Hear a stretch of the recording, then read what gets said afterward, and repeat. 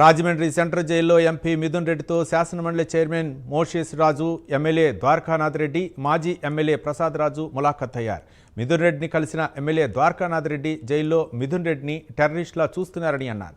పెద్దిరెడ్డి ఫ్యామిలీని ఏడిపించాలని చంద్రబాబు ప్రయత్నిస్తున్నారని, ఇది మంచి పద్ధతి కాదన్నారు. ములాఖత్లో కనీసం మాట్లాడే స్వేచ్ఛ కూడా లేదంటూ ఎమ్మెల్యే ఆగ్రహం వ్యక్తం చేశారు.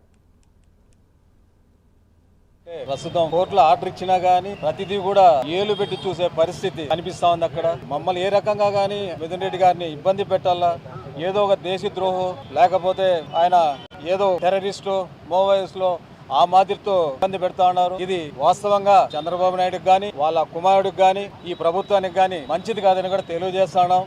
చంద్రబాబు నాయుడు ఉద్దేశం ఏమంటే పెద్దిరెడ్డి ఫ్యామిలీని ఏడిపించాలా, వాళ్ళు ఏడుస్తూ ఉంటే మేము చూస్తూ ఉండాలా అనే ఒక ఆనందంతో ఆయన ఊగిలాడుతూ ఉన్నాడు. ఇబ్బంది పెడతా ఉన్నారు. మేము ఇద్దరు మాట్లాడాలంటే మా పక్కన నలుగురు నిలుచుకుంటే కనీసం మేము మాట్లాడడానికి కూడా స్వేచ్ఛ లేని పరిస్థితి. ఈరోజు ఆయన ఏమి తప్పు చేశాడని అడిగేదానికి కూడా, మేము ఏదైనా పర్సనల్గా ఒక మాట మాట్లాడాలంటే కూడా నలుగురు పోలీసులు పక్కన నిలుచుకొని మేము మాట్లాడే స్వేచ్ఛ కూడా లేకుండా ఈరోజు జైల్లో జరుగుతూ ఉందంటే నిజంగా ఏ తప్పు చేయని మనిషిని కూడా ఇంత ఇబ్బంది పెడతారా, ఇంత ఇబ్బంది పెట్టిస్తారా అనేది ఈరోజు మిథున్ రెడ్డి విషయంలో మేము చూస్తూ ఉన్నాం. కుటుంబ సభ్యులుగా ఎంత బాధపడతాం అనేది మాకే తెలుసు.